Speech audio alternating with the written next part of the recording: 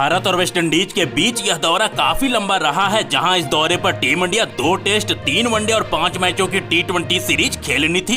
जहां टेस्ट और one day series में भारतीय टीम ने वेस्टइंडीज को मात दे चुकी है, जबकि 5 मैचों की T20 सीरीज में शुरुआत के 3 मुकाबले खेले जा चुके हैं। जहां पहले T20I मुकाबले में वेस्टइंडीज ने भारत को 4 रनों से मात दी थी, तो वहीं दूसरे मुकाबले में भी वेस्टइंडीज ने भारत को 2 विकेटों से रौंद कर सीरीज में 2-0 की बढ़त बना ली थी। ऐसे में टीम इंडिया ने तीसरे T20I मुकाबले में वापसी करते हुए वेस्टइंडीज को 7 विकेटों से धराशायी कर अभी भी इस सीरीज में बनी हुई है। फिलहाल इस 5 मैचों के T20 सीरीज में भारतीय टीम 2-1 से पीछे चल रही है। भारत को अगर T20 सीरीज जीतनी है तो उसे बचे दोनों मुकाबले जीतने होंगे। ऐसे में कप्तान हार्दिक पांड्या ने चौथे मुकाबले में वेस्टइंडीज को कुचलने के लिए अपनी सबसे घातक प्लेइंग 11 का ऐलान कर दिया है। जहां चौथे T20I मुकाबले की प्लेइंग 11 में कप्तान हार्दिक पांड्या ने अब तक फ्लॉप रहे कई बड़े खिलाड़ियों को अपनी प्लेइंग 11 से बाहर निकाल फेंका, तो अब उनकी जगह पर नए युवा खिलाड़ियों को चौथे T20I में मौका देकर टीम इंडिया ने वेस्टइंडीज के कप्तान रोमेल पावेल समेत पूरी वेस्टइंडीज की टीम को चौंका दिया है। टीम इंडिया ने बल्लेबाजी के लिए पिछले मुकाबले में यशस्वी जायसवाल और शुभमन गिल की जोड़ी के साथ उतरी थी, लेकिन दोनों ही बल्लेबाज बुरी तरीके से फ्लॉप साबित हुए थे। तो वहीं तेज गेंदबाज अर्शदीप सिंह और मुकेश कुमार ने भी अब तक अपना कोई खास प्रभाव छोड़ा नहीं है इस सीरीज में। ऐसे में दोस्तों टीम इंडिया की प्लेइंग 11 में भी होंगे कई भयंकर हैरान कर देने वाले बड़े बदलाव जो आपको चौंका देंगे।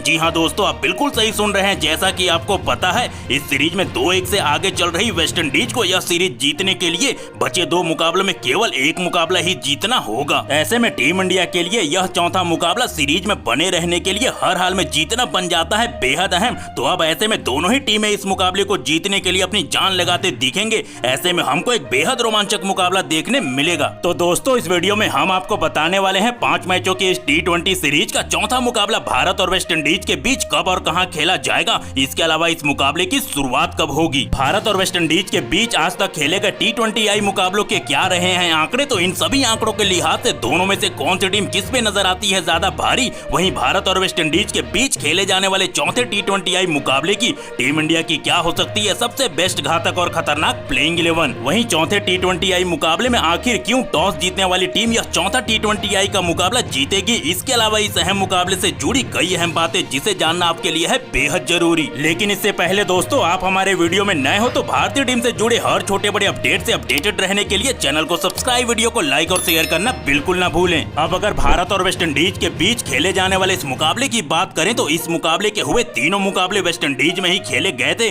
जहां पर वेस्टइंडीज का पल्ला ही भारी दिखा था। अब ऐसे में इस सीरीज के बचे 2 मुकाबले अमेरिका के फ्लोरिडा में खेले जाएंगे। तो अब ऐसे में वेस्टइंडीज और भारत के बीच चौथा T20I का मुकाबला 12 अगस्त दिन शनिवार को रीजनल पार्क फ्लोरिडा के अमेरिका में खेला जाएगा, जिसका लाइव टेलीकास्ट हमको भारतीय समय अनुसार शाम 7:30 बजे से देखने मिलेगा। अगर हम इस फ्लोरिडा के स्टेडियम के पिच की बात करें तो किसका रहेगा बोलबाला, गेंदबाजों का या फिर बल्लेबाजों का। फ्लोरिडा की पिच बल्लेबाजों के लिए बेहतर मानी जाती है। इस मैदान पर जैसे जैसे खेल आगे बढ़ेगा पिच स्लो होती जाएगी और गेंद बल्ले पर रुक कर आएगी, जिससे स्पिन गेंदबाजों को भयंकर फायदा यहाँ मिलेगा। ऐसे में टॉस जीतने वाली टीम पहले बल्लेबाजी करना पसंद करेगी, तो वहीं टीम इंडिया को इसका फायदा जरूर होगा क्योंकि उनके पास 3 बेहतरीन स्पिन गेंदबाज मौजूद हैं। दोस्तों, अब तक इस मैदान पर हुए 4 मैचों में से केवल 2 मुकाबले ही दूसरी पारी में बल्लेबाजी करने वाली टीम ने जीत हासिल की है। इस पिच पर पहले पारी का औसतन स्कोर जहां 164 रनों का है, तो वहीं दूसरी पारी का औसतन स्कोर केवल 123 रनों का ही है। ऐसे में इस मुकाबले में टॉस जीत और हार का फैसला करने में एक अहम रोल अदा कर सकता है। तो यह कहना गलत नहीं होगा कि जो टीम टॉस जीतेगी उसका पटला भारी ही रहेगा इस मुकाबले में। हार्दिक पांड्या ने जिस खतरनाक प्लेइंग 11 का ऐलान वेस्टइंडीज के सामने चौथा T20I का मुकाबला खेलने के लिए किया है, तो इस खतरनाक प्लेइंग 11 की बात करने से पहले आपको बताते हैं दोनों टीमों के बीच T20I मुकाबलों के क्या हैं आंकड़े। आज तक भारत और वेस्टइंडीज ने एक दूसरे से 28 T20I के मुकाबले खेले हैं, जिसमें कैरेबियन टीम ने 9 मुकाबलों में जीत हासिल की है,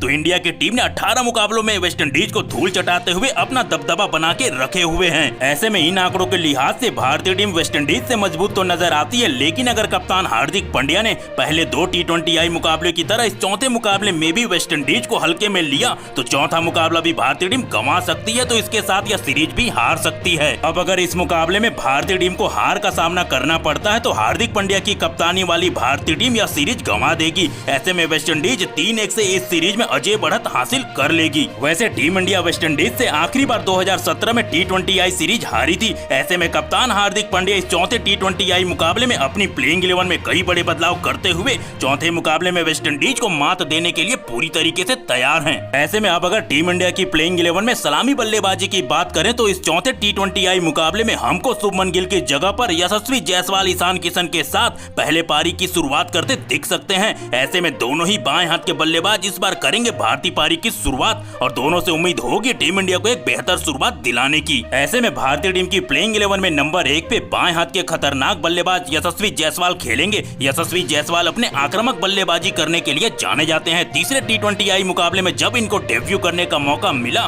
तो भले ही इनके बल्ले से रन ना निकले हों, लेकिन यशस्वी जायसवाल का अगर बल्ला चला तो टीम इंडिया को एक ठोस शुरुआत जरूर मिलेगी चौथे T20I मुकाबले में। टीम इंडिया की प्लेइंग 11 में नंबर 2 पे बाएं हाथ के विस्फोटक बल्लेबाज ईशान किशन खेलेंगे। ईशान किशन को हमने वेस्टइंडीज के सामने टेस्ट और वनडे सीरीज में धमाकेदार बल्लेबाजी करते हुए देखा था, जहां पर उन्होंने बैक टू बैक 4 अर्धशतक ठोक दिए थे। जहां अब तक खेले 2 मुकाबलों में ईशान किशन के बल्ले से केवल 33 रन ही निकले हैं। ऐसे में ईशान किशन के ऊपर चौथे T20I मुकाबले में रन बनाने का काफी ज्यादा दबाव देखने को मिलेगा। प्लेइंग 11 में नंबर 3 पे विकेट कीपर बल्लेबाज संजू सैमसन खेलेंगे। संजू सैमसन ने इस सीरीज में अपने बल्लेबाजी से निराशाजनक ही प्रदर्शन किया है, जहां पर इनके बल्ले से उतने रन निकले नहीं हैं। जिस कद के संजू बल्लेबाज हैं, अगर बचे हुए 2 मुकाबलों में इनका बल्ला इसी तरह शांत रहा तो टीम इंडिया में बने रहना संजू के लिए हो जाएगा बेहद मुश्किल, क्योंकि अब तक इनके बल्ले से 3 मुकाबलों में केवल 19 रन ही निकले हैं। प्लेइंग 11 में नंबर 4 पे सूर्य कुमार यादव खेलेंगे। पिछले मुकाबले में केवल 44 गेंदों में 83 रनों की पारी खेल सूर्या ने भारत को जीत दिलाया और यह बताया कि वो क्यों क्रिकेट के इस फॉर्मेट के सबसे खतरनाक बल्लेबाज माने जाते हैं। हालांकि 2 मुकाबलों में इनके बल्लों से रन नहीं निकले थे और जब निकले तो इतने कि वेस्टइंडीज को आगे आने वाले मुकाबलों के लिए इस बल्लेबाज का डर सताने लगा है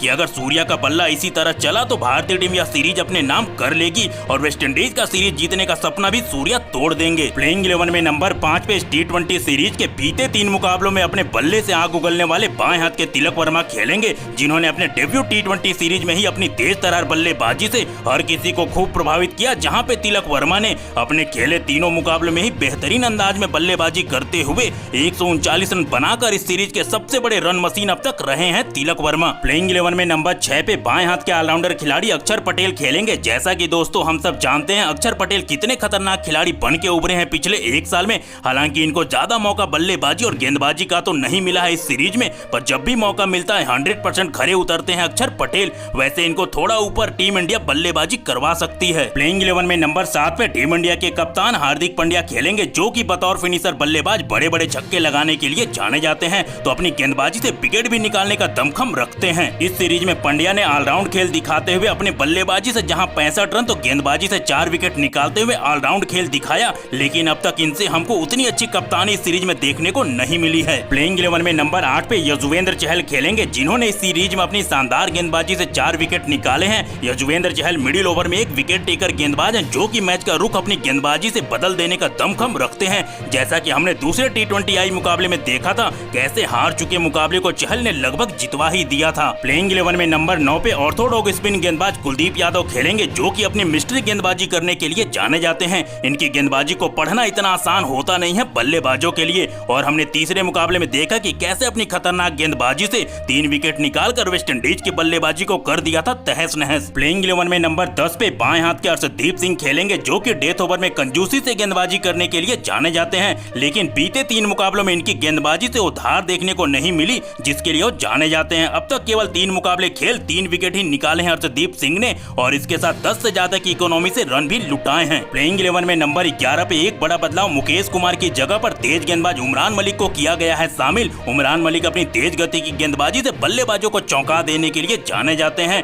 अब देखना होगा इस मिले हुए मौके का कितना फायदा उठा सकते हैं उमरान मलिक। उमरान ने T20I मुकाबले में 11 विकेट लेकर शानदार गेंदबाजी की है। वैसे दोस्तों आप कमेंट कर बताओ, भारतीय टीम इस प्लेइंग 11 के साथ वेस्टइंडीज से चौथा T20I का मुकाबला जीतकर सीरीज को 2-2 की बराबरी पर कर पाएगी या नहीं। इसके अलावा और किसे मिलना चाहिए था भारतीय टीम के प्लेइंग 11 में मौका।